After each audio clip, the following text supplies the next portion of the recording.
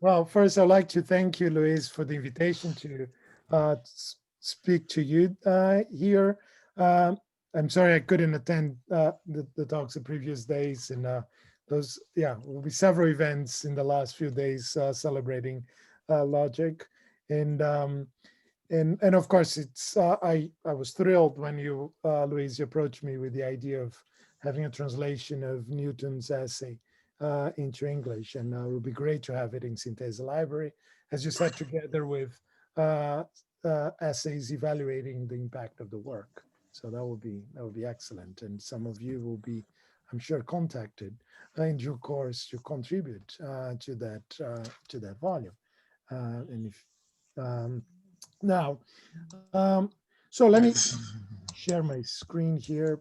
Um, so this today's talk is part of a larger book project that I'm working on logical pluralism, and of course it's very fitting that we in this section, in today's section, that I'm talking about logical pluralism, because in many ways the view that I'm articulating here is one that Newton Acosta has pushed and for decades now, and so, and as you see, a lot of the points that I'll be making are in context of points he suggested elsewhere, and so, and the project for today will be basically, I'm going to cover two parts of this larger project. One is to think about briefly why logical pluralism. So I'm going to give 4 reasons why um, we uh, you know, logical pluralism is sensible and defensible, and then the philosophical significance of the view, and that's the second set of arguments and 4 considerations about the philosophical significance of it. Um, and so, without further ado, I'll start. So the question is whether there is one true logic. There is a logic that correctly encodes the proper reasoning patterns or inferential procedures that are used in the vernacular. And if there is such a one true logic, which logic is that? Right?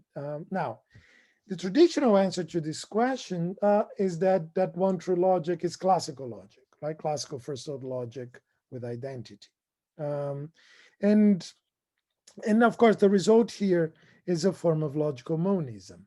Now, that traditional answer comes also with features that John has discussed in his talk earlier today and in the context of Newton's, because it's a sort of a package that comes with the logic is necessary, is topic neutral, and universally applicable. So those are 3 central features of that traditional understanding of logic.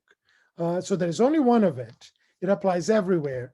It cannot fail, so it's necessary. There are no counterexamples, and it doesn't depend on any particular context or topic, so it's topic neutral throughout. Now, this is a view that it's probably the majority view in large part, but of course it's controversial. There are those who resist this idea of unicity of logic. Of course, that's something that Newton pushed a long time ago. We saw with the details of that in Jonah's presentation, and elsewhere. With everyone working with Newton has also that sympathy with the alternative. And the alternative is actually a logical pluralist view, right? The view according to which there is no single logic adequate to all domains. Right? Different logics are adequate to different domains. And in that respect, the logics are similar to scientific theories. Right? There's no one single theory that will be applicable to everything. Right? There is no theory of everything, despite what some physicists may say, because even if they were to do something like that, say with maybe quantum field theory, if that could be implemented, that would only explain one portion of reality. Try to do pediatrics using quantum mechanics, right? Of course, it's ridiculous, and it's not a non-starter. So in that sense, logic is not different from scientific theories, right? They have their own scope, their own domain of applications. The difference perhaps is that given us the same domain, there might be actually several logics adequate for that domain. And we cannot determine which of them is better in that context. So you have to expand the domain, and maybe some will be eliminated. Now, what I want to do today is just to motivate logical pluralism and then argue for its philosophical significance. So let's start with the motivation part. Why logical pluralism? 4 considerations will be given, right? The first one is that, well, why logical pluralism? Well, because the plurality of logics is a fact, right? So I think the development of non-classical logics, I think arguably, it's one of the most significant contributions to logic in the 20th century, right? We're all familiar with intuitionistic logic, paraconsistent logic, quantum logic, deontic logic, temporal logic, and so on and so forth. And of course, this plurality of logics has dramatically changed the landscape of logical research. And I think it's actually a significant fact about logic that a variety of perfectly coherent logical systems can be developed. Why is that, right? In part because I don't think it's a trivial aspect of logic. That's something, for example, the Grand Prix insists, is things, oh, look, yeah, there is this plurality, but that's, that has no significance at all in debates about logical pluralism. And I think that's not right, because, well, it could have been that logic is such that there's only one, that no other coherent formal systems could have been developed, right? It's not that way, and I think it's telling, right? So obviously, logical pluralism would not get off the ground had the plurality of logics be non-existent, right? So it's the fact about the plurality is a requirement for any logical pluralist perspective. But also this fact, I think, requires an explanation. Why is it that there is such a plurality? And again, what is it about logic that allows for the formulation of different logical systems, despite the fact that for most of its history, since ancient Greece, there has been primarily one logic, right? As I noted, it's the proliferation of non-classical logics, a feature primarily of the 20th century, right? It's an extremely recent phenomena in the history of the discipline. So one question is why there is such a plurality, right? That I think is undeniable. Now, one, I think, partial answer to that question, I think, comes from the mathematization of logic, right? It's the fact that logics have been developed together with so many other mathematical theories in the 20th century as systems, axiomatic systems, that allowed logic to be sort of developed in such a pluralistic way. In a way, it's sort of similar to what happens with non-Euclidean geometries, with various systems of set theory. Once you lay down a system of axioms, of course, it's a very reasonable question. What will happen if I change one of those axioms, right? So in this way, once logic is mathematized and explicit axioms and logical principles are formulated in a given system, the question of which of these axioms should or could be revised becomes salient, right?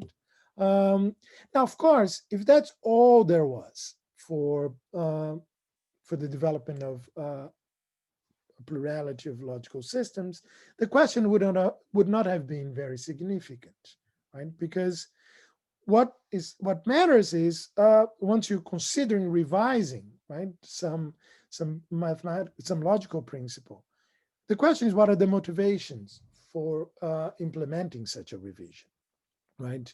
And what's needed in that context is some requirement, or at least some need for in the context of some applications, right? So the need, say, to accommodate inconsistencies without triviality, which eventually will lead to paraconsistent logic, the recognition of objects with incomplete properties, such as fictional objects, that lead to constructive logics, the lack of existential import of the existential quantifier with free logics. So there are certain features about the way the logic is going to be used that are going to motivate changing those principles, right? So it's not just a matter of, okay, I'm just changing some axioms and see what happens. We can do that, right? And that can be done, but that, I think, it's a less significant philosophically an exercise than having some motivation to do that. And it's in that context that the pluralism does speak. The fact that you can develop those systems coherently becomes relevant for the debate. All right, so that's one consideration for why logical pluralism. It's a fact, and it's a non-trivial fact, and it's a fact that can be accounted for given the stages of mathematical development of logic. Second, why logical pluralism? Why the plurality of logics is needed to make sense of inferential practices in certain domains. So one cannot make sense of intuitionistic mathematics without constructive logic, right? Nor can inconsistent mathematics be implemented without paraconsistent logic. So in a way, there are certain inferential practices, in this case, both examples from mathematics, that would require logics that are different from classical, right? Otherwise, it's just a non-starter. You cannot just do intuitionistic mathematics without some logic that is constructive, right? Because part of the motivation here is to avoid the introduction of mathematical objects that have not been earned, as it were, that have been constructed in a certain way. And once you allow for that fact, that look, these objects have to be constructed in stages. While they're being constructed, there's no fact of the matter whether they have a certain property or not. So right there, excluded middle gets violated. So the underlying logic cannot be classical, because that would undermine the very process that you're trying to implement, right? So that forces the intuitionistic mathematician to change the logic, given the pressures of mathematics, right? Similar in the case of dealing with inconsistent mathematics. If you're interested in studying properties of the Russell set, an example that Newton has written extensively about with Aida Ruda and others, if you're interested in studying properties of this object, obviously you cannot do that in a classical set theory, right? That would trivialize your theory. So there is a need for a logic that will allow to do that. To make sense of those inferential practices, we need a plurality of logics, right? Now, the same point goes even in empirical matters, not only in mathematics, but also in the sciences, right? Certain interpretations of quantum mechanics, as Jonas was talking earlier, and the issue has been pressing for a very long time, rightly so. Certain interpretations of quantum mechanics are just unintelligible without non-reflexive logics, right? Logics for which the identity of the objects is not, for every object, is not defined. Again, if you want to take seriously certain traits of quantum mechanics under some interpretations, to ask what if it's the same electron here and the same electron after you run some experiments, is just something that the theory itself doesn't allow you, on a given interpretation, the theory itself doesn't allow you to say. So now, classical logic would force you to say, no, that is either the same electrons or not, but it's a fact just about our lack of knowledge. But there is a fact of the matter in that case.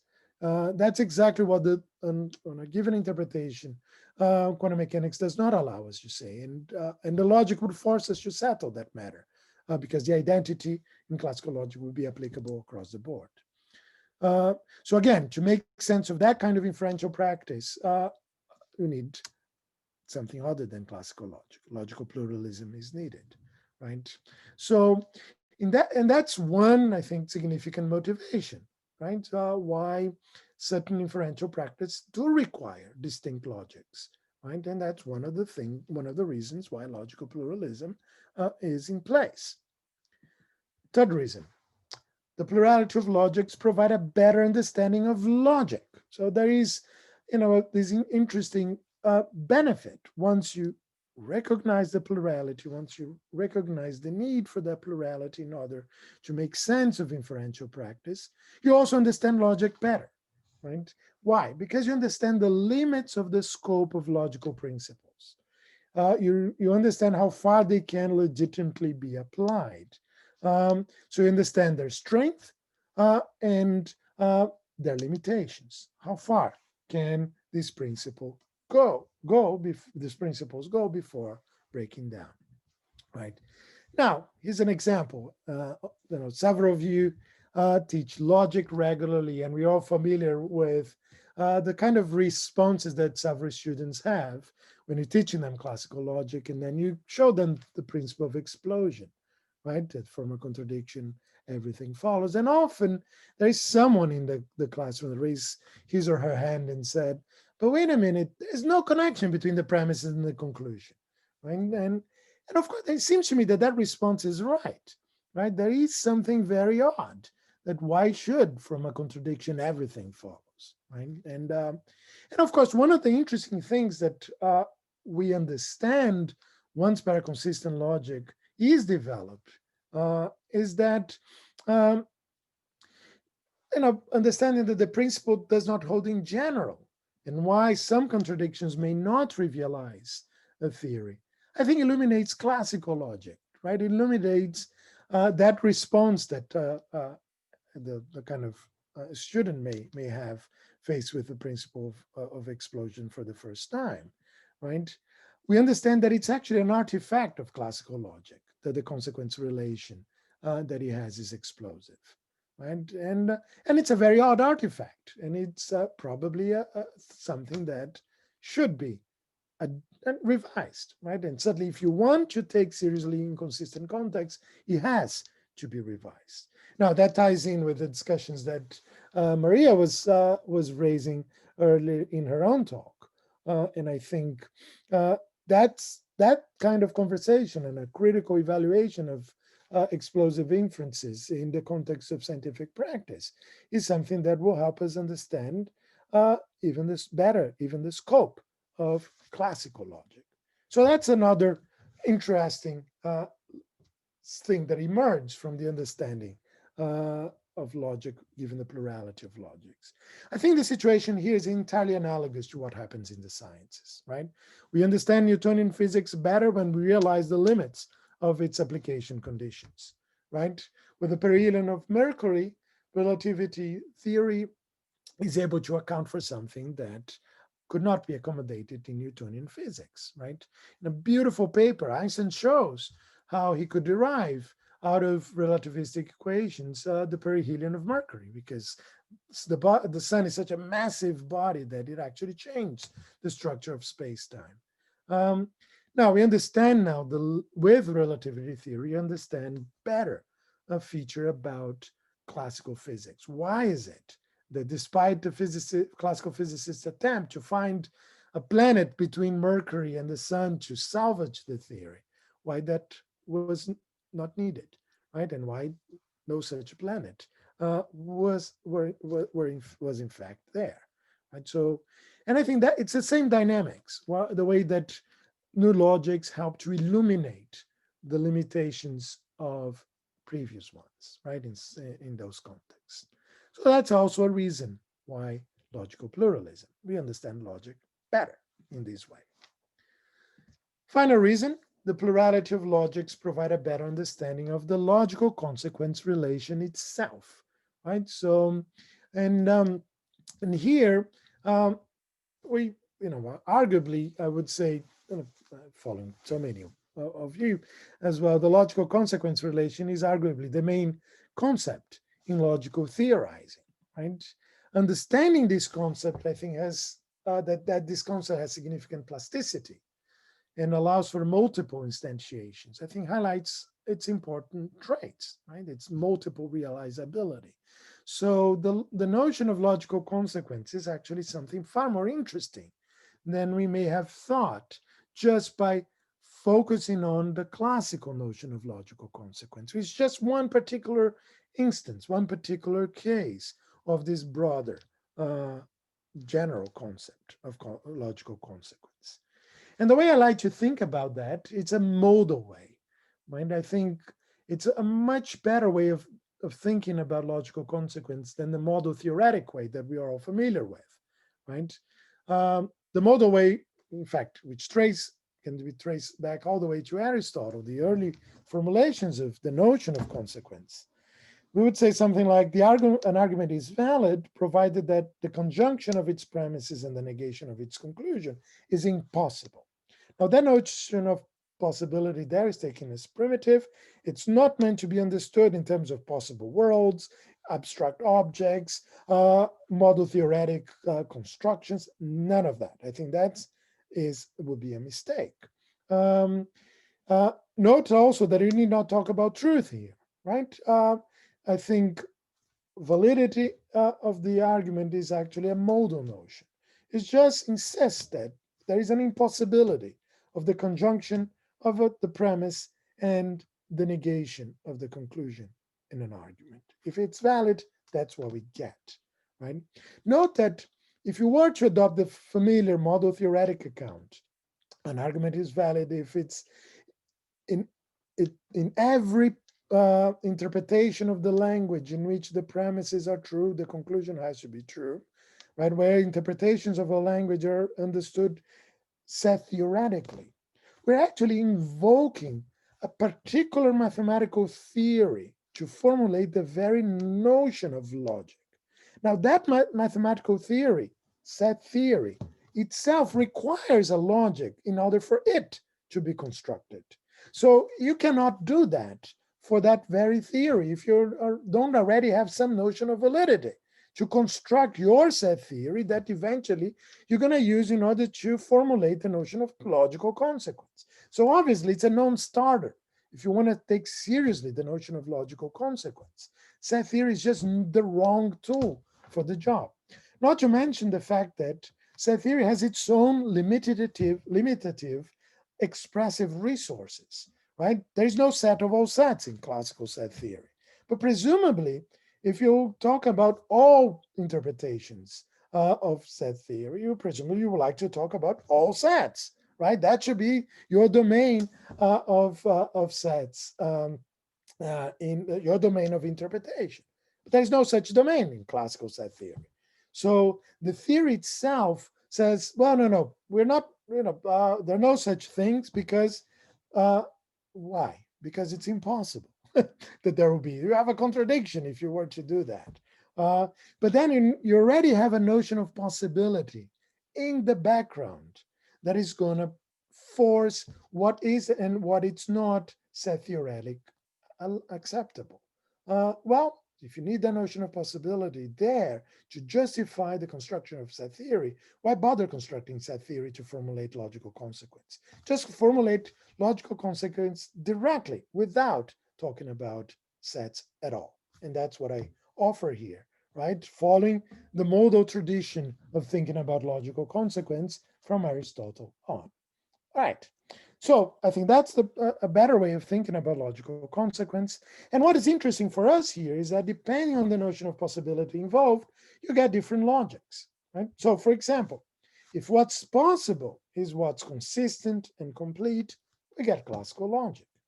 If what's possible is what's consistent and incomplete, we get constructive logics.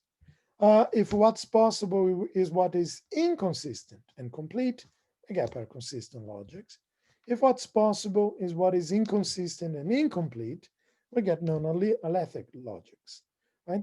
So that's a kind of systematic way of saying, look, you can generate a variety of different logics by thinking about what are the relevant possibilities. And here the possibilities are features of the world, right?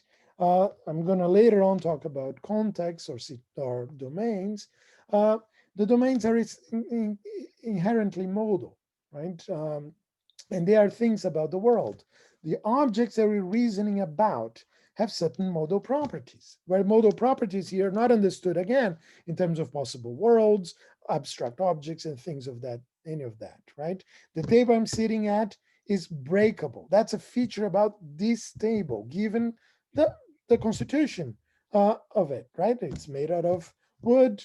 If an elephant were to sit on top of it, it would break, right? That's a modal property of the table, right? Now, when you're applying a logic to a certain domain, we are reasoning on the basis of the modal features of the objects that we are dealing with. These are the things that constrain which logic would be appropriate or not to think about the relevant context. I'll return to that in a moment. But here you can see what sort of how the plurality of logics is allow us to understand better the notion of logical consequence, right, as a modal notion.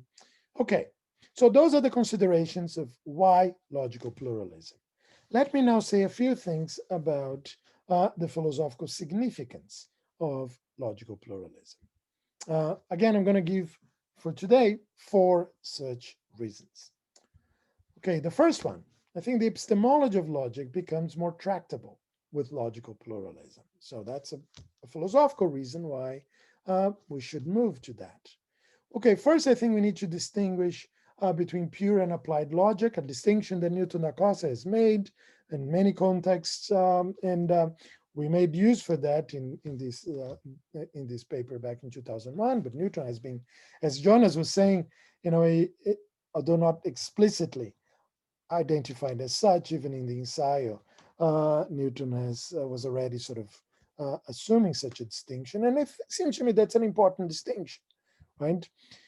Why? Because on the one hand, pure logic is concerned with the development of logics as mathematical systems, right, independently of any applied constraints. In that way, in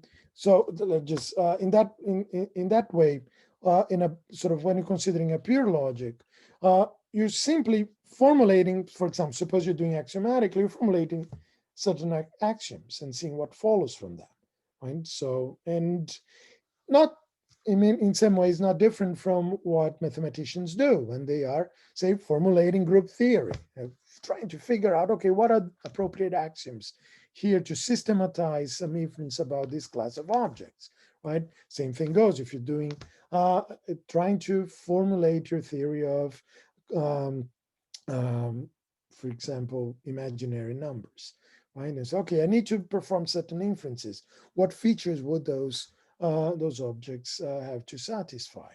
So it's an exercise about trying to identify informative, helpful principles that systematize some kinds of inferences involved about some domain or other.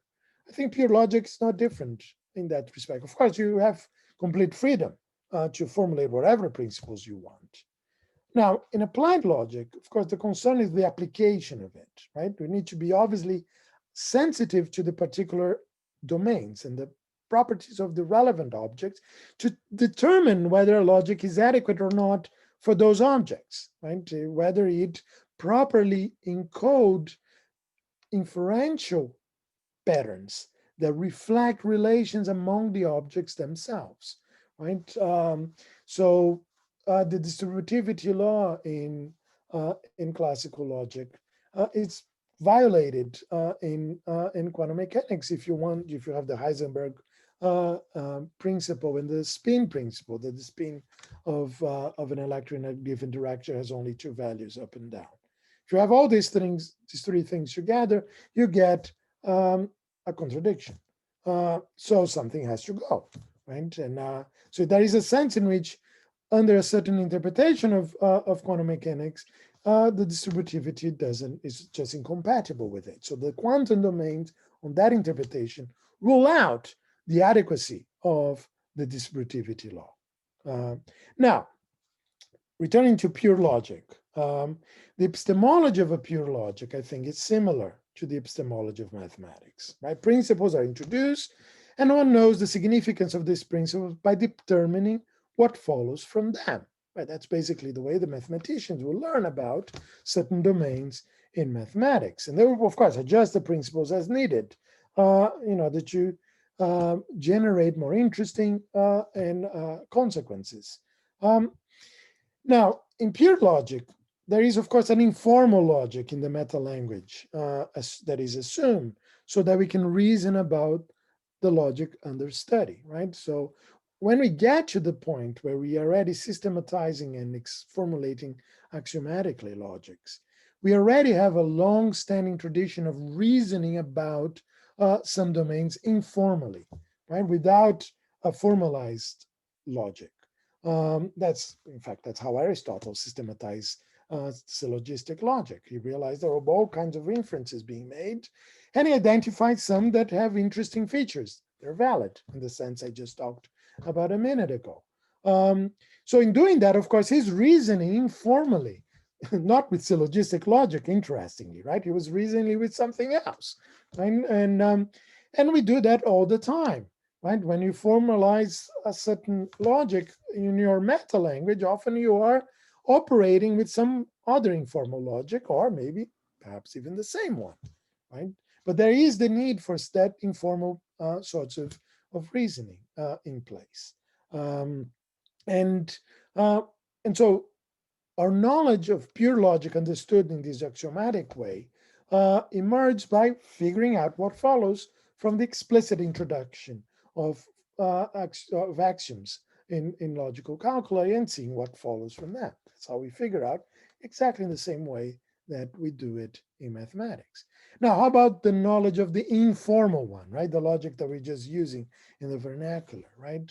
Of course, that's a logic. There is no such unique logic there in the vernacular. That's one of the lessons from logical pluralism, because given any finite pieces of reasoning, there is always an infinitude of logics that will validate those reasoning, these bits of reasoning. So you cannot tell what is the underlying logic of the vernacular, of the inferential logic that we are. We may be able to rule out some of these logics, but we cannot say, look, this is the one. And that's exactly what the logical pluralist would say about that. All right. Of course, there's far more things to be said about that, but today I'm going to give you the sort of layout of the issues that eventually I'll develop in detail in the book. Second consideration, in the context of applied logics, how can we then know what is the correct logical consequence relation? Now, according to the logical pluralist, this is just a wrong question to ask.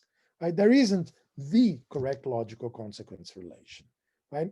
We need to consider particular domains and the appropriate logical consequent relations for them. So it's a case-by-case context, and you don't find one correct the logic in the domain. It is what is possible or not in that domain that constrains which logics are adequate or not for the domain in question. Right? So, as I mentioned, in the case of quantum mechanics, if you're reasoning about quantum particles on a given interpretation, the assumption that those particles have identity conditions throughout, as classical logic would have, will make it impossible for you to capture the content of what quantum mechanics allows you to say about those objects. So in that case, it's just inadequate to use the principle of identity there, right? Unless you change quantum mechanics. So if it does not make sense to consider the identity of quantum objects, a logic that requires identity to be defined for every object in that domain would be just inadequate. So in that sense, we can learn the adequacy of applied logic by figuring out what are the relevant relations among the objects under consideration and determine which logics are appropriate or not to reason about these domains. And the domain is the one that will provide the constraints, right? The domain will specify what's possible or not, and in doing that, will indicate which logics will be adequate or not. In this way, I think certain logics are ruled out from certain domains, given certain traits of those domains. And I think that's the way it should be, right? The logic should be constrained by the objects that we reason about. It's in that context that logical pluralism strongly denied the idea of topic neutrality of the traditional conception, right? Something that also Jonas highlighted, something that Newton indicates in the Ensayo, I think rightly so. Now, second consideration about the significance of logical pluralism. The ontology of logic becomes more manageable with logical pluralism. Why? Okay, what is the ontology of logic? Well, the traditional answer tends to reify the logical consequence relation, right? And we present it as an abstract object, a relation, defined over abstract objects, propositions. A logic is this family of propositions and a consequence relation that will order them in accordance with that. So, and the traditional view tends to think all of these as an abstract object. Now, this is something that the logical pluralists need not accept. Right? Instead of reifying the logical consequence relation, the logical pluralists would insist on the fact that there is a plurality of such relations, depending on the domain in question. To consider the logical consequence relation as an abstract object is to have a particular interpretation of that relation. Right? You say, okay, that object there is interpreted as propositions understood as abstract objects. The relation of logical consequences itself a relation over those objects, which are also abstract, which is also abstract. But nothing in the practice of logic will require such an interpretation, right? Because every application of logic considers a particular logical consequence relation, which need not be taken to be an abstract entity, right? But a particular relation in a given language in a determinate context, rather than something abstract and general as the traditional conception has it. So you can, in a way, leave it open. What is the ontological status of the logical consequence relation in and of itself? Since that answer has no bearing on actual inferential process. You may take it as abstract, you may take to be something concrete, you may take something to something else altogether if you want, right? Maybe a trope or something of that sort. Nothing in the practice of inferring requires you to settle that particular philosophical issue about the very notion of the consequence relation. So what we have here is then a kind of agnosticism about the ontology of logic, where you say, look, there is a plurality of logical consequence relations, according to the pluralist. We need not settle the status of those relations. Nothing in the inferential process in the application of logic requires that. And in that way, this agnosticism sits very well, goes hand in hand with logical pluralism. So that's a second reason why logical pluralism is more manageable than the alternative, at least the classical formulation of it. Third reason for the philosophical significance of pluralism. The application of logic becomes, I think, better implementable with logical pluralism, right? A salient feature of logical pluralism, I think, is the context dependence or the domain dependence of the logical consequence relation. I'm going to use context and domains here sort of interchangeably. We saw also with Jonas, Newton talks about domains or context there. So let me try to then be explicit about what I take those things to be, right? I understand the domains should be, for the reasons you can already see, to be ontological, right? The domain is determined by the modal properties of the objects under consideration, right? When you're talking about quantum objects, there are certain modal properties that these objects have or fail to have.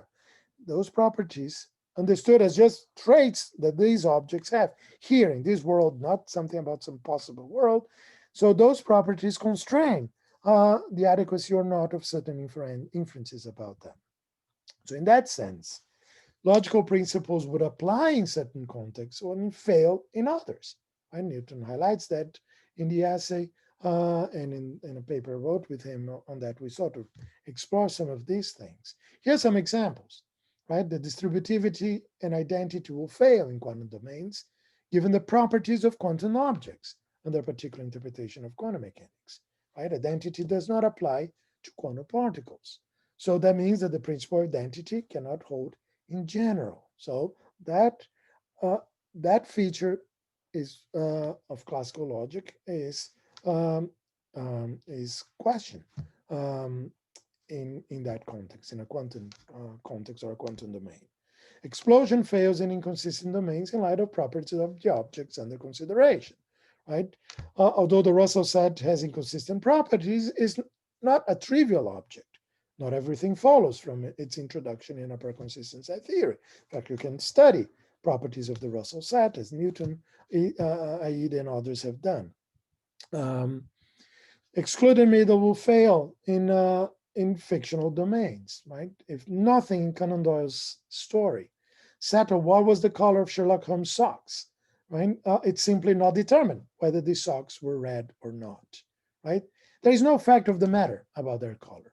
Note that if you say, no, he had, if they wear colors, if Holmes were wearing socks, they had colors, right? And classical logic will settle. We may not know what those colors are, but either they were red or not, and that's true no matter what.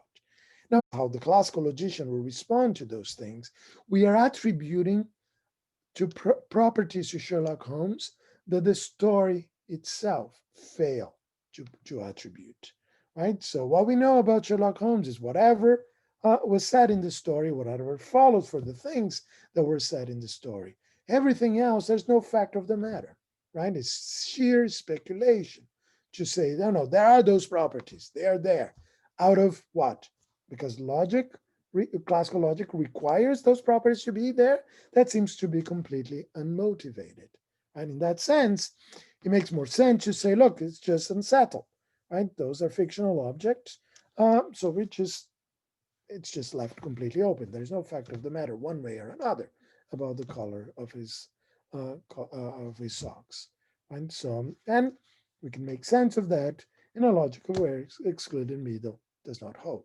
So again, what will happen with those examples is that the application of logic can be very naturally accommodated by logical pluralism, right? Because it's a view sensitive to the properties of the objects in the domain. That's how the very notion of consequence is formulated, right? So it goes naturally to be sensitive to whatever features in the domain in question. And that's how you get the violation of certain logical principles.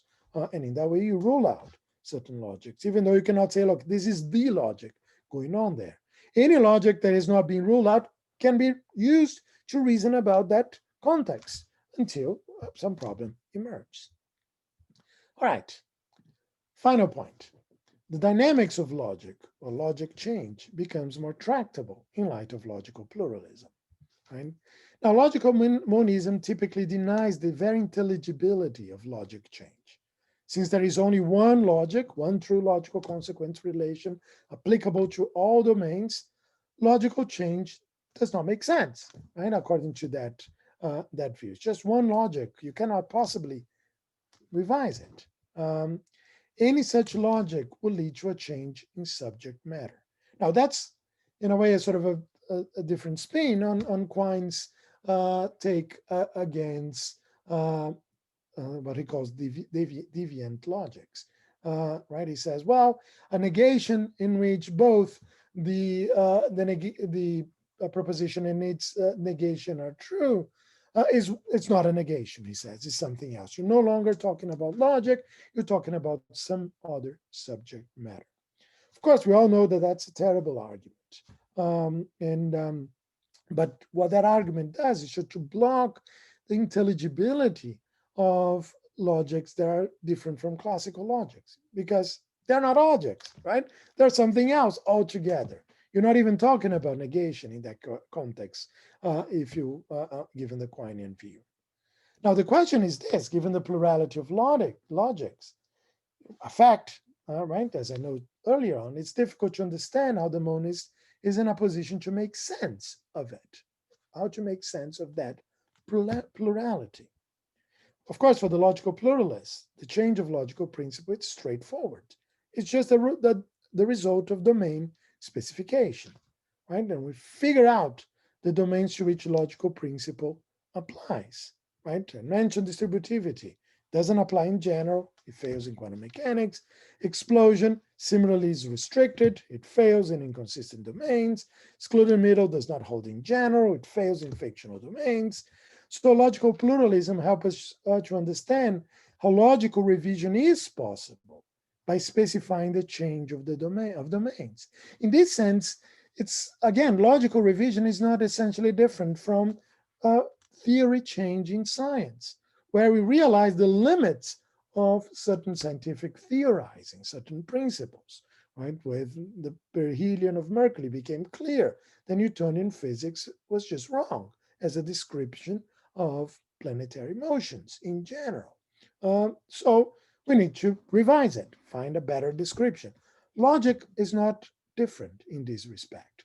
Classical logic, we found out, is inadequate to reason about inconsistencies without arbitrarily forcing us to get rid of some bits and pieces of information. So you need to change it, you need to reject it and find a better way, a paraconsistent way, in that case, in the many paraconsistent logic, to reason about those things.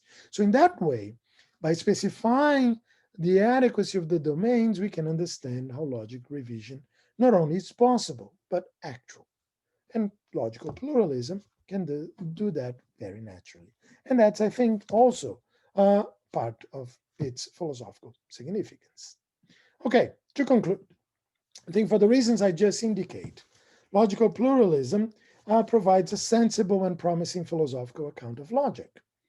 It offers accounts, obviously only sketch here, of the epistemology and the ontology of logic, as well as their application and change. So we have a way of understanding logic in a way that I think was exactly along the lines of what Newton had, and earlier Jonas highlighted.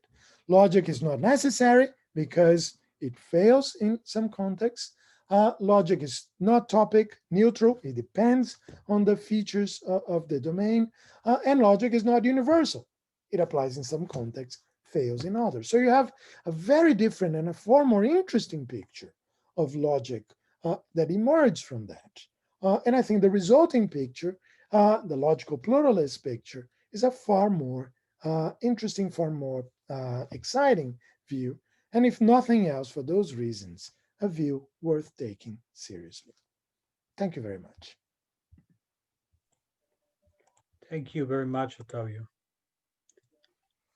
Before giving the word to Maria, I would like to know, when is the book coming? Is there a date already for the book? The one on logical pluralism? Yes. Yeah, well, I need to get it to Cambridge University Press in a year from now. So, and but that I can already say that probably going to be just the first book. There'll be far more things that I'll be able to say in it.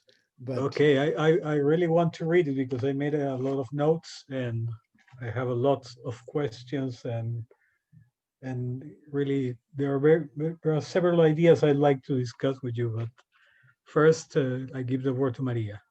Okay. Maria, please. Thank you, Luis. Thank you, Otávio. You know, I always enjoy your talks. So it was fun listening to you.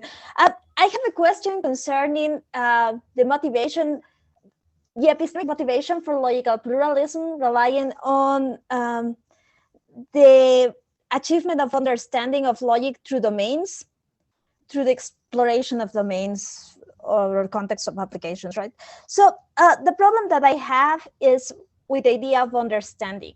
So usually we think that we gain understanding when we have fixed points, either theoretically or like ontological in a sense. So I understand the domain if I know which things are true within that domain, but I understand the objects of the same nature in a sense.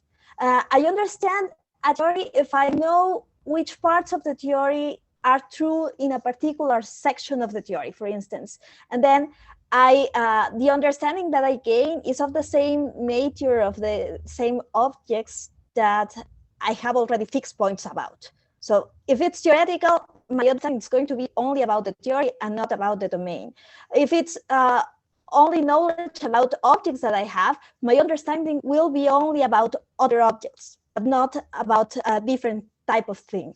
And what seems to me that it's happening here is that we are fixing points at the ontological level of the objects that exist in the context of application or domains for this logic.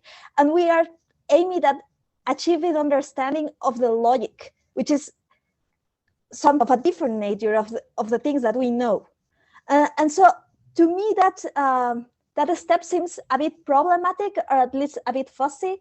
And so I would like to listen, maybe if you have more ideas about how we can achieve something like that epistemologically. And because I think your response will have effects, significant effects, on also how we interpret the last part, the significance of logical pluralism, considering this epistemological aim, right?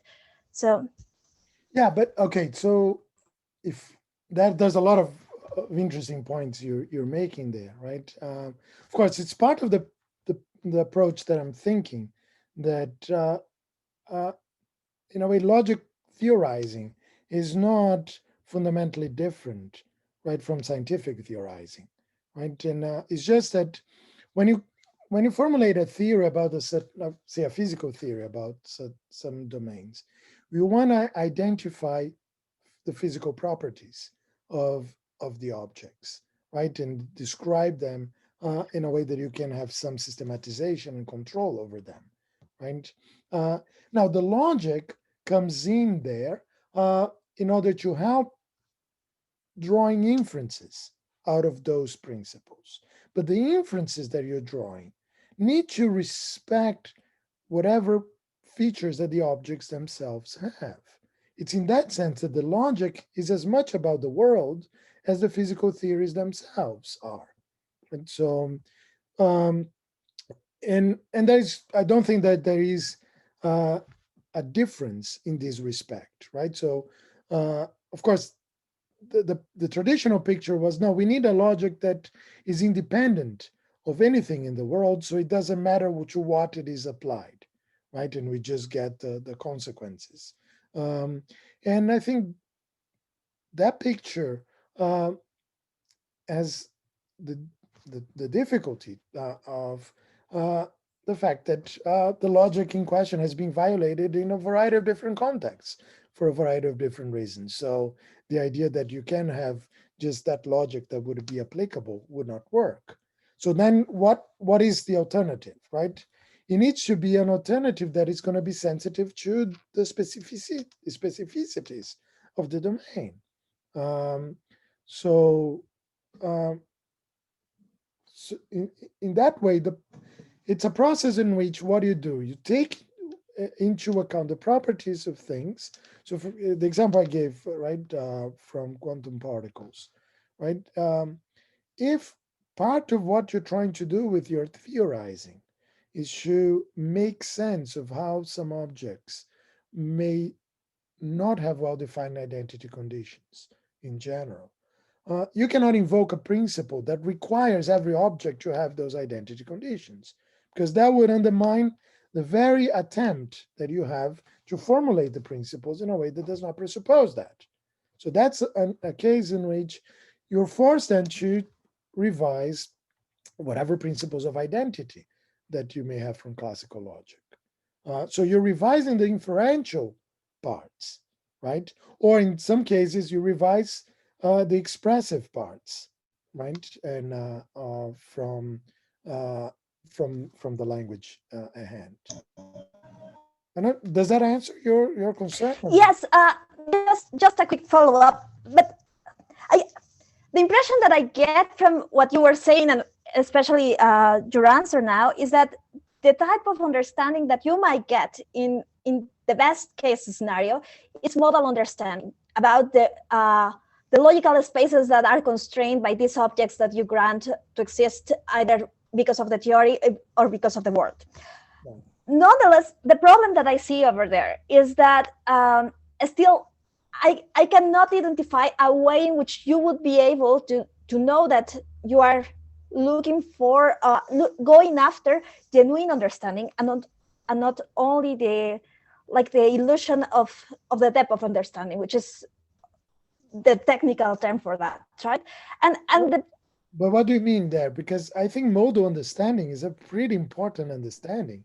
No, yes, but in the literature, what has been called the illusion of the depth of understanding is when people think that they have achieved understanding, like as a successful epistemical result from their enterprise, but in the long run, they discovered that it was not actual understanding. It was just the appearance and the sensation and maybe the idea, but it was not legitimate. And I see this problematic here because one of the things that is at the basis of your logical pluralism is that you are always revising what is logic and what is logical consequence relation.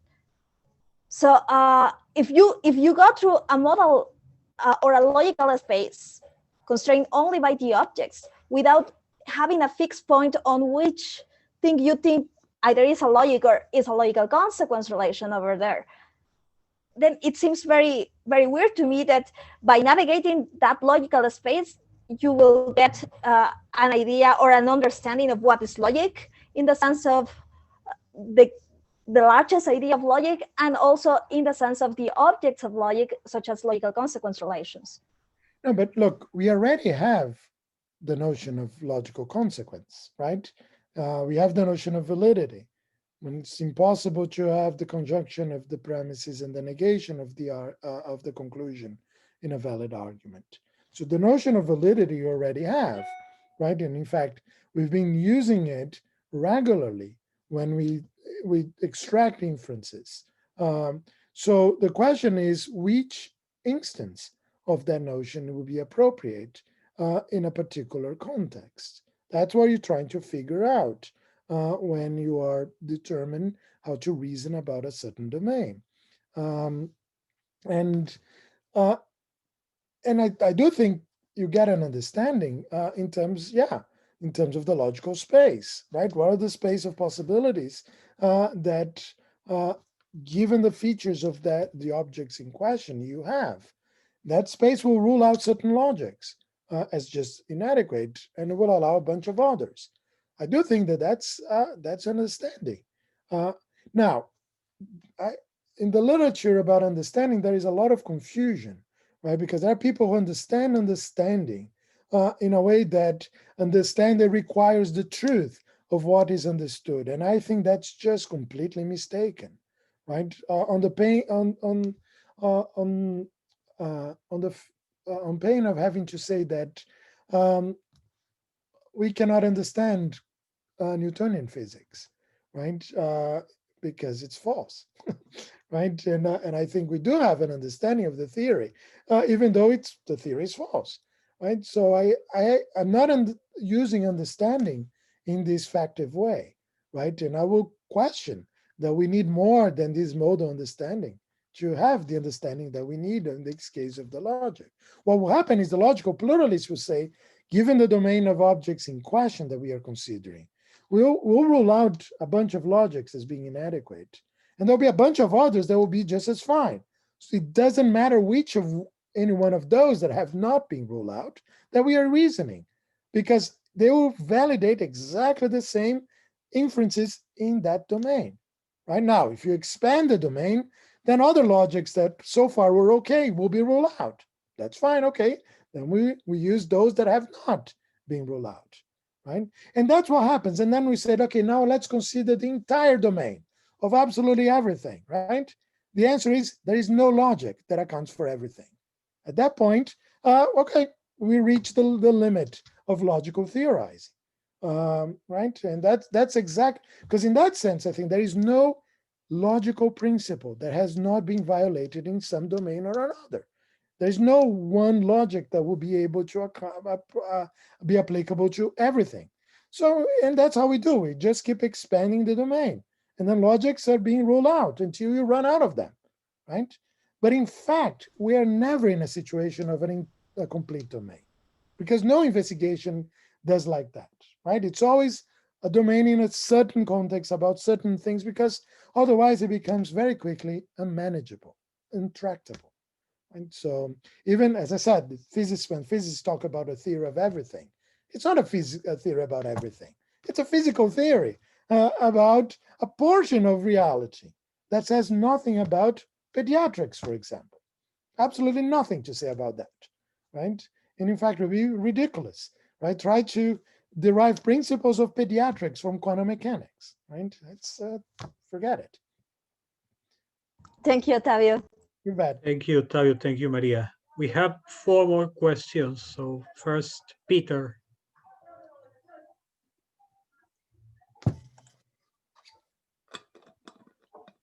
Maybe Are you there, Peter? Yeah, can you see me, or you don't need to see me, maybe? Well, I cannot see you. No, because it's, I can see if I can, I can start the video. So I will do without video. Okay. Yeah, so I want to remark the same thing as my first remark to this conference, is that you talk about plurality of logics.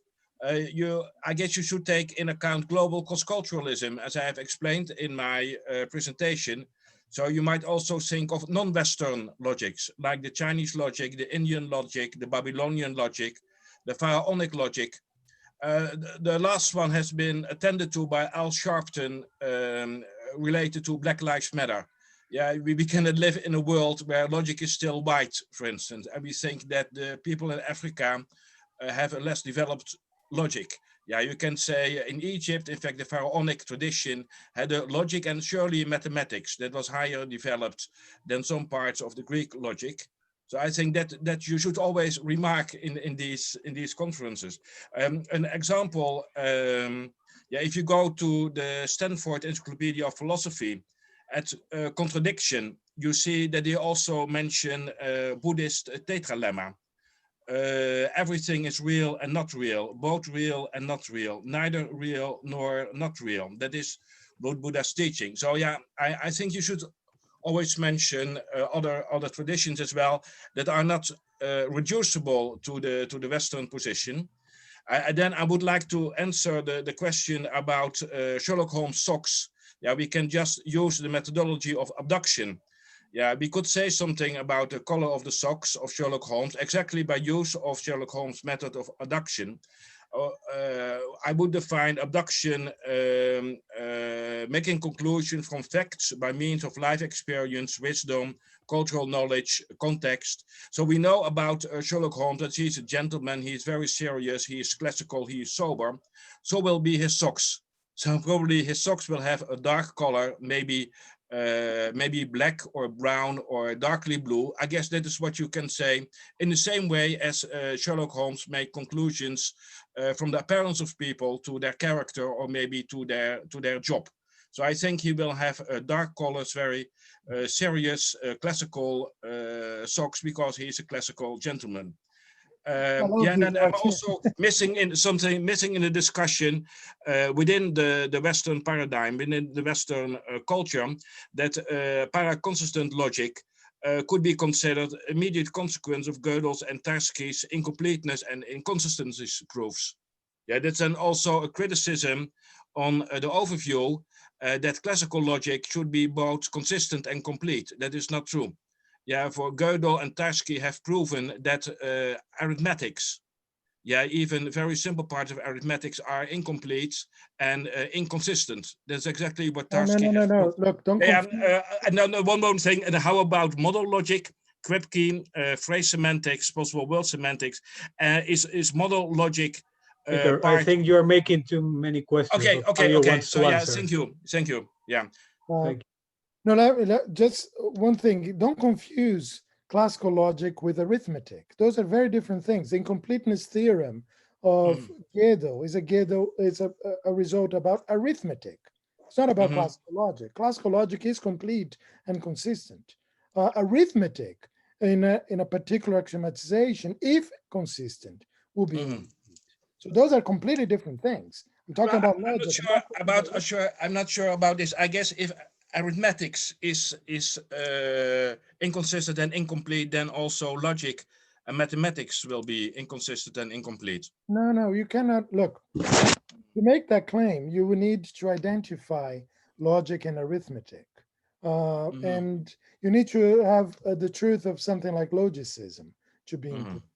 So it's not obvious how to do that. In fact, Frege tried to do it, failed in his own terms because he introduced a principle that was inconsistent of all things, right? Now, if you want to take Hume's principle as a primitive principle and derive arithmetic from it in second order logic, you can do that. But Hume's principle is not a logical principle. In fact, it's not even clear that it's analytic. So it's highly controversial to say that you can reduce arithmetic to logic. No, I'm not sure, but I have your email address. I can just go to a text of Tarski and Gödel and find that they say we prove that mathematics as a whole, arithmetics as a whole is incomplete.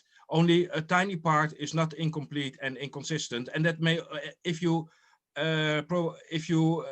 adhere to logicism like Tarski did, that you can have the same conclusion for logic. I can just find in the text, and I will email them because I don't know by head, that Tarski says what I say.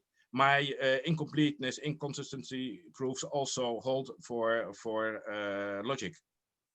Yeah, well, he may have said that, but the point is you can only make that point if you show the equivalence between logic and arithmetic. It's no trivial task to do that, right? And certainly Tarski nowhere has actually shown that equivalence, right? And that's what I'm contesting. He may have said that, but he's wrong. What can I do, right? You need to show how to reduce arithmetic to logic alone. And Tarski has not done that, right? And the logicists and the neo-logicists who try to implement that encounter significant troubles. So it's no trivial task. So my point was a point about logic, was not a point about arithmetic. I agree that arithmetic is inconsistent, it is incomplete if it's consistent assuming classical logic. So yeah, that's uncontestable. Of course, if the underlying logic is paraconsistent, then those results will not go through, right? Of course. But then you're denying the assumption of consistency, which you cannot do in classical logic without triviality. So, well, okay, so I think the results of Gödel and Tarski also hold for classical logic, but again, I cannot prove at the moment. I can just tell you that, promise you that I will once in this lifetime anyway, send you quotes from Tarski about it, and then maybe Tarski is not right. That's possible. Yes. Then have you published about this, for instance, that? And also Newton da Costa, that Tarski is not right in his and Gödel. Look, I'm not. Don't confuse. What I'm contesting is the claim that classical logic is incomplete. I'm not saying that arithmetic is incomplete. No. Okay, but I think my claim is a classical logic assumes the completeness in the sense that what considered to be possible is such that every object either has a property or not. This is a feature of classical logic. But I guess that with information technology, we could reduce. We have to go to another question. Okay, just one more thing. I think that in information it's technology, we could say time. that you can reduce logic to computation. Because of Turing, because of information technology. That's a separate issue. That's an okay. But thanks for the replies. Yes, I hope you agree on my Sherlock Holmes abduction. Okay, let me say one thing about that then. So, because I actually do not agree, right? Because you do not agree? I think it's a fictional object, right? You cannot reason about a fictional object assuming that it behaves exactly like a classical object. Why? Because being fictional object, it's inherently incomplete. What we know about this object is what was explicitly said in the stories, or what it follows from what it was explicitly said in the story. All other things are up for grabs. But the question is, there's no fact of the matter. So even the abductive reasoning you made, you're making an assumption that these objects behave classically everywhere. Now, question is, that's what how Sherlock do we Holmes know is that? also doing. That is abduction. Yeah, he sees that someone has something in her ears, then he deduces that she is wearing spectacles, then he deduces that she has an administrative job. That's his reasoning. No, yeah, well, he may do that. In fact, I don't think that that's well. I have all kinds of problems with abductive reasoning because they are invalid. I think reasoning is a matter of validity, and inductive reasonings are invalid, right? So too bad for them. Of course, you may use them. Some are better than others, but every abductive reasoning, you can reconstruct them in purely deductive terms as introducing a hypothesis and testing it. And you can do that just with deductive logic. You don't need to use inductive logic to accommodate these kinds of reasons. Right? Well, here there are a lot of background assumptions. Peter, but okay, thank you. Let's thank go you to very another much. question. Thank you. Okay. Thanks for the questions. Yes. Maribel Barroso is asking a question in the chat. She says, hi, Otávio, what do you think about models like modal Meinongianism, or also called nonaism? For example, what notion of logic consequence is under a system like modal Meinongianism? Thanks for your answer. Yeah, Maribel, that's a really interesting question. I actually have a whole paper on that topic, a paper that I wrote with Zolta. And we discuss in detail some worries that we have, at least the version of modal Meinongianism that Franz Bertzel has articulated. So, and we try to argue that with Zolta's object theory, we can actually accommodate the inferential patterns that he was trying to do with modal Meinongianism in a cleaner way. Well, that's what we try to do in the paper. Whether we succeeded or not, I'll leave up to you to decide. It came out in the Australasian Journal of Philosophy a few years ago. I think you should be able to download directly from my webpage there, right? And of course, Routledge nonism is an extraordinarily interesting view, right? And in many ways, I'm very sympathetic with a lot of what Routledge was doing there, right? And but of course, in a way, being a logical pluralism, I don't think that there is one notion of logical consequence that is that has any priority, right? And whether relevant, paraconsistent, intuitionistic, and so I think you need all the plurality of those because they are all context dependent, right? So that's the way I would consider those things. But of course, there's far more things to go and to say about that. Okay, thank you. Now a question by Jonas. Otávio, thank you for your talk. I would like to hear what you think about 2 points. The first one is a worry concerning your definition of logical pluralism, because you define monism as the thesis that there is one and only one correct logic or true logic.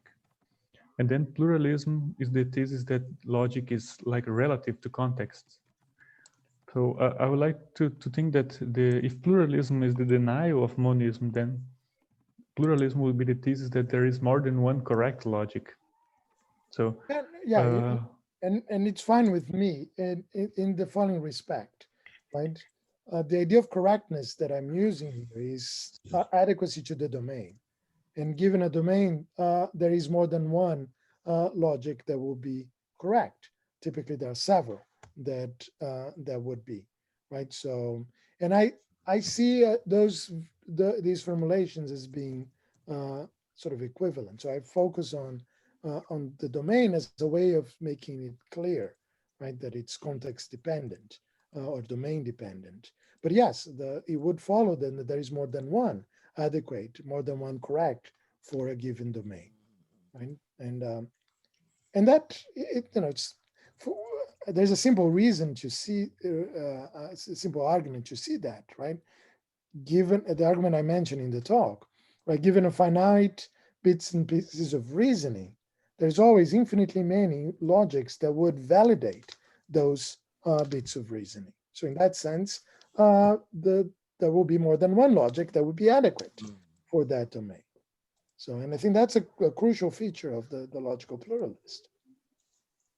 Good, no, because I think that maybe one could think that logic is relative to a domain, but still think that only one logic is appropriate for each domain.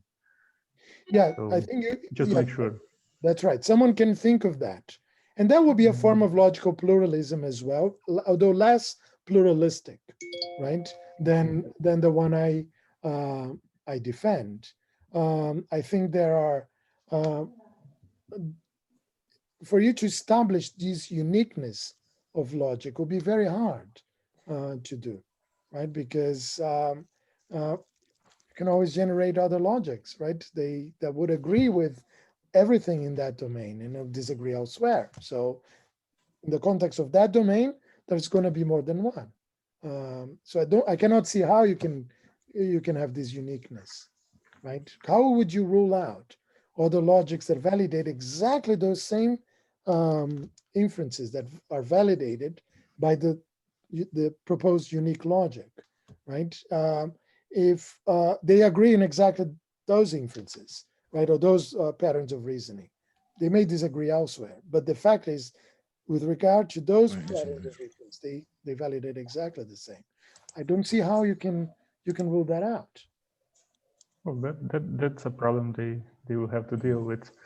Well, not me. That'll be a problem not for me, of course. someone who wants to defend a pluralism less pluralistic than the one I defend. I think that Da Costa does defend it because he accepts a principle of unicity, that each context has a one best logic.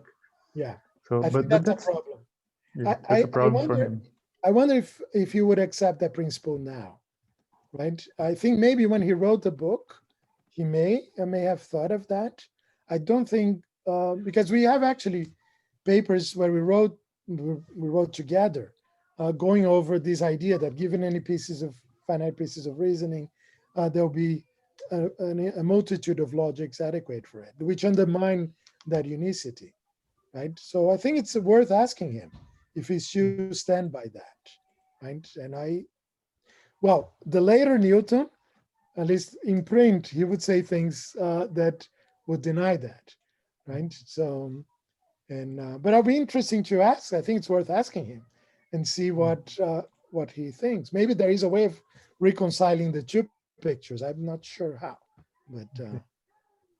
Well, if I may, a really short question again is if you don't think that your notion of possibilities in validity also presuppose logic, because when you say that a context is consistent or inconsistent, that's already a logical notion. Right, good.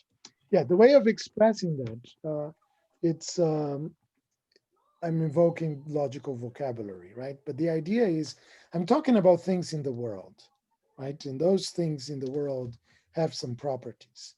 And these properties, some of them go together, right? And that generates the idea of being consistent, right? Others rule things out, right? And these would generate a certain notion of inconsistency, right? Of course, at that level of generality, we're operating with informal notions, right? The notion of modality here is a primitive one. I'm not defining some other terms. But if you think about for a second about the color spectrum, right? So that's a physical fact about the world, right? The light with wavelengths, and in the color spectrum, some of these the wavelengths of some of the colors can overlap, right? And that's why often we have some hard time distinguishing some shades of orange, right? Is this, dark orange or light red, right? Their wavelengths overlap. That's a possibility. Now consider green and red, which are in very distant portions of the color spectrum. They cannot overlap physically, right? There are constraints because once you try to move one closer to the other, you have to change their wavelength, and then you change the colors, right? So there are constraints from the physical traits of the objects in question that will rule out certain things. So that's in that sense, you have certain things that are consistent or other things that are inconsistent, right? Sometimes physically, right? So those are features of these objects. So to think about them in these terms is to reflect about their properties. That's what I have in mind, right? When I consider what's consistent or not. So you build those things up in this way. You get, of course, I agree with you. Once you reflect formally about these properties, the notion of consistency, inconsistency are then regimented in a logical framework, right? And then they actually going to specify formal accounts of those things, and you can study that, and that's what logicians often will do, and that's fine. But you're already going sort of in a more abstract level, formal level when you do that. Does that help? Well, yes. Let's. I think I understand, but where it's leading. So very, very interesting. I think it's related to some notions of material incompatibility and some of this discussion. But okay, it helps a lot. Yeah, Thank you. We have three more questions. Yes. I hope we have energy. Thank you. Thank you, Jonas. Now, Professor Abilio Rodriguez, please. Hello. Hello. Hello, Otávio. How are you? Hi, Abilio. Good to see you. Thanks for the talk. Very interesting. Really. Well, there is a point there is a problem that I think is central when it comes to logical pluralism. That is how to defend a pluralist position without truth relativism. Without relativism about truth. And as far as I can see, when you see that logic depends on the domain, on the kind of objects we are talking about, it seems to imply relativism. It seems to imply, of course, if you keep logic as truth preservation. So I'd like to know. Okay, that's the point. Right? Yeah, I'd like to know what you think about it. Good. Because I deliberately formulate the notion of validity not truth, not in non-modal theoretic terms. It's not a matter of truth preservation. In fact, I would say, look, truth is something that brings to logic things that are completely foreign to it, right? Especially in the truth preservation framework, it forces you to represent logical relations in a very artificial way, given the constraints of the set theoretic tools available. So that's why I formulate validity as it's impossible to have the conjunction of the premise and the negation of the conclusion. I don't talk about truth deliberately, exactly because I think, in a way, talk about truth forces us to move metalinguistically. It forces us to move one level up to talk about the propositions rather than the objects. I want to talk about the objects. I say, look, the logic is about the domain about the things that we're reflecting. I don't want to talk about the propositions and the relations among those things, right? That's a way that the model theoretic would forces us to speak. Go upstairs, do everything the meta language. And I think, look, no, I don't want to do that. Right? I want to talk about the relations that are constrained by the things that I'm reasoning about. That's why I don't think that the form of logical pluralism I have requires relativism about truth. In fact, it doesn't say anything about truth at all. Right? At least that's the plan. Yes, I understand the idea, but I think that once we express by means of a language what's going on in each context, okay, you say that you are thinking about different logical, different notions of logical consequence depending on the context. Okay, but when you express by means of language what's going on in each context, we are going to say that, okay, this sentence is true, that sentence is false. I think that you have no way out of saying, okay, after you express these contexts by means of language, we are going to use the notion of truth, even if in the beginning we are talking about the possibility. I don't. I understand the idea of taking possibility as a primitive notion, okay, but I cannot see how to avoid the notion of truth. Okay, so yeah, the idea would be to avoid the notion of truth is you just talk about the things you want to talk about. You don't need to say that what you said is true. I just say what I want to say, right? I don't need to say, well, and by the way, what I said is true. That I think that's one of the things we learn with deflationary accounts of truth. Truth is redundant, right? It's maybe useful if you do not have the content, right? Of what is it that you want to assert. As long as you have the content, and typically in contexts where you're applying logic, we have the content because I know what the domains are. I don't need to talk about truth. I just talk about the thing. Yes, I understand. Thank you. Thank you. Now, okay, we have 3 more questions. And that's all. I cannot accept more questions because I mean, me and the organization, we have time, but maybe not everyone. I'll try to be brief. Okay. So now, Yusuf Hatton. Hello, can you hear me? Yeah. Yes. Okay. So first of all, I just want to say I'm just a recent computer science graduate, so forgive me if my question is maybe naive to you. But there's something you said that really grabbed my interest when you were talking about the sort of implications of logical pluralism for informal logic, the sort of meta language we use when we reason about anything. And the reason is because, okay, logical pluralism, it seems to make sense in the context of like formal logics. And there are many examples of that here it's obvious. But in the context of informal logic,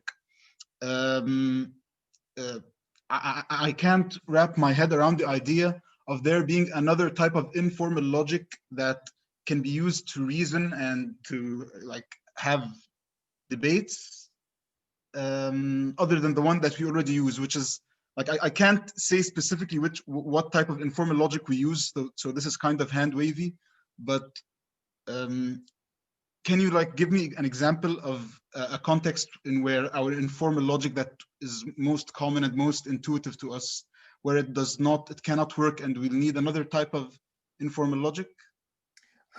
Sure, yeah, that's a great question. I think when we're reasoning in ordinary contexts, right, usually the logic is classical, right, to the extent that we have a certain logic. I think that's a point that Newton made, and I think usually that's the assumed logic, right? But there are contexts in which we run into trouble if we were to do that, right? And so if you, for example, if you're reasoning about, let's say you have databases, right? And huge databases with tons of information, right? And you're now trying to sort of extract information from it. Chances are that there will be inconsistencies. The larger the database, the larger the chance that you have inconsistent bits of information. So what do you do in that case? You just don't know which bits are correct or not. You're trying to figure out, right? If you're reasoning classically in that context, you're going to derive virtually anything from the database, and the database is going to be useless, right? However, if you were to operate with a logic that manages contradictions, such as a pair-consistent logic, even in informal context, you'll be able to figure out in your database, okay, this bits of information is reliable. Okay, I'm going to hold on to this one. Well, maybe not. Let's put it aside. And then you can start sort things through in a better way. So that's one example, right? So, and I think there are many others in which we're reasoning, even in informal context, that classical logic may not be adequate. And then we may need to adjust accordingly. But Thank thanks you. a lot for the question. Thank you for answering. Thank you, Yusef. Now, Itala. We have discussed it yesterday during the Mexico meeting. And so it's only to greet Otávio. Excellent as always. Thank you. Appreciate it all. And thanks for sitting through the talk twice. Although, yeah, the English version and the Spanish versions were a little different. I had a little more time today. And the discussion was different too. Yes, that's right too. Thank you, Itala. Andres, you have the final question. Yeah, thank you very much. Very The interesting. final talk. question of the event. Oh, that's that's too much. Yeah, although Yeah. I think Cifuentes asked for a final word. No, Cifuentes will have a final word, but Okay. of, It's a meta of a question. closure of the event. Yes. All right, fair enough. Okay, just for the record, I want to point out that I don't agree with Otávio about his claim about inconsistencies in reality. I have published many things saying that there is no sense of saying that. I'm not going to go through that, but I said there is no sense of saying that reality is inconsistent. And I have made a lot of arguments in that sense. So you don't have to agree. I have my arguments there, but there is no sense. And the example of colors is not good at all. I have the example of the platypus. There are many examples because properties are second level properties. But they're just to put I think there's a problem of incompatibility, and that's quite interesting because when you show, that's my main claim against the islandists, when you say, well, these things are real inconsistency, I say, well, what you show is something that is compatible that was assumed that was incompatible. So now well, look, there you have, they are compatible, used to not to be compatible, but now they are compatible. So show me there's a problem. But I don't want to talk, I just want to point that out.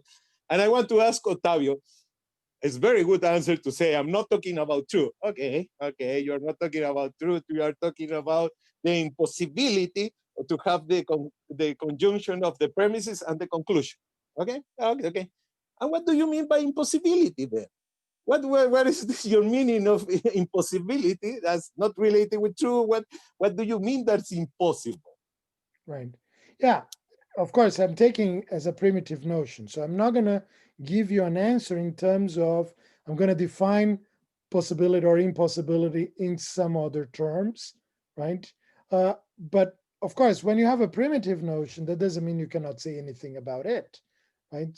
But the idea is there are certain things that just don't go together, right? And but it means syntactically that you can have that because a conjunction is a logical form.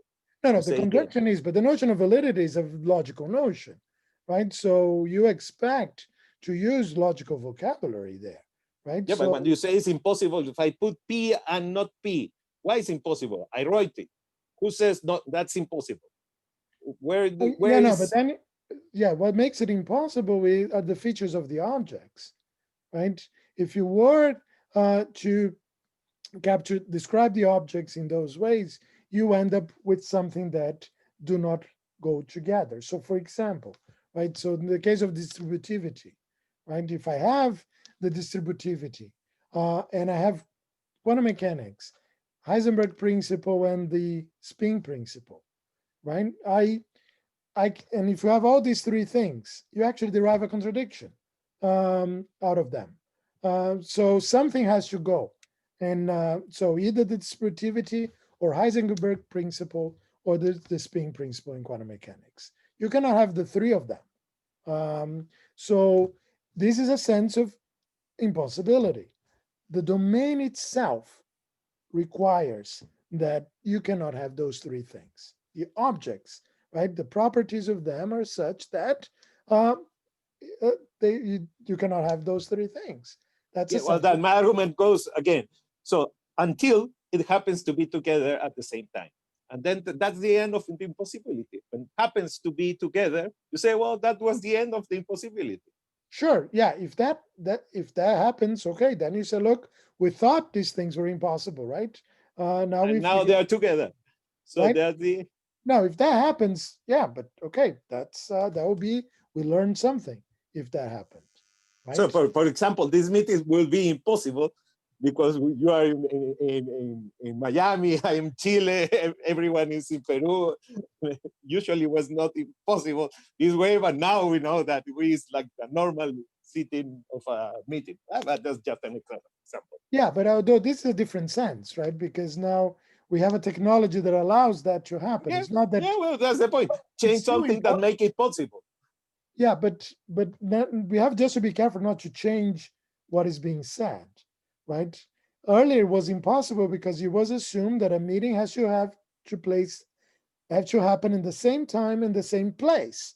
So we said, okay, no, let's get rid of the requirement of sameness of place, right? So now when you do that, now suddenly the meeting is possible, but it's no longer, we changed the requirements. We gave up on the requirement of being all in the same place. And the technology allowed us to do just that. So I think it will be a confusion to say, oh, now suddenly those meetings are possible in the previous sense that they required all the participants to be in the same place at the same time. That's still impossible, given the physical structure of the world. So that has not changed, right? So it's in the same sense that I would say that the color spectrum, I think, provides a clear sense of certain things that are impossible, right? It's just physically impossible for something to be red and green at the same time, given the physical constitution of the light. But the question is impossible or that had not happened? That's a different thing. Well, it's impossible because if you were to shift the wavelengths of one, you transform it into the other. And then the green thing is no longer green. It becomes red.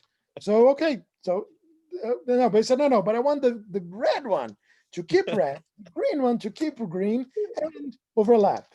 You can't, right? Physically, you can't. And so it's in that sense that there is a constraint that says, look, it's impossible to have those things given the objects that we are thinking about. Well, the problem with color is the being red and being blue is not an objective property. It's just a convention, what you call red and blue. Well, we may say that, but that's why I'm talking about wavelength, right? But there's no overlapping in wavelength. In the orange case, you have just a limit. So we don't recognize that, but there is a limit. The orange red thing is one there and the red one is there. There's no overlapping. It's overlapping of our considering it orange or red. That's the overlapping. It's not the overlapping in the red. No, there will be overlapping in the following sense. Suppose you have wavelength, right, that we will perceive as red. There will be wavelength that we'll perceive as green, right? Yeah. And now you say, look, I wanted these wavelengths to overlap. And said, oh, you can't. Because for them to be overlapping, you need to change the wavelength. And then you lose the property. The overlapping is about saying that it's red or it's orange. That's the overlapping, not about the red. No, I'm talking about the overlapping of the wavelength. So that's happened. And that's not the case of orange and red, because it's our conceptualization of that color, they say they are overlapping. No, again, I'm talking about the objects. I'm not talking about our experience of them, right? So think about the wavelength of what we associated with red. So there is a certain wavelength. Then there's a wavelength of things that we associate with green. They're different, right? Yeah, but they are overlapping. They're overlap. No, they do not, right? Yeah, the orange and the red, yes, that's the point. No, they do and not. The Ferrari red is there, and there is nothing. It's okay. Let's finish it like this.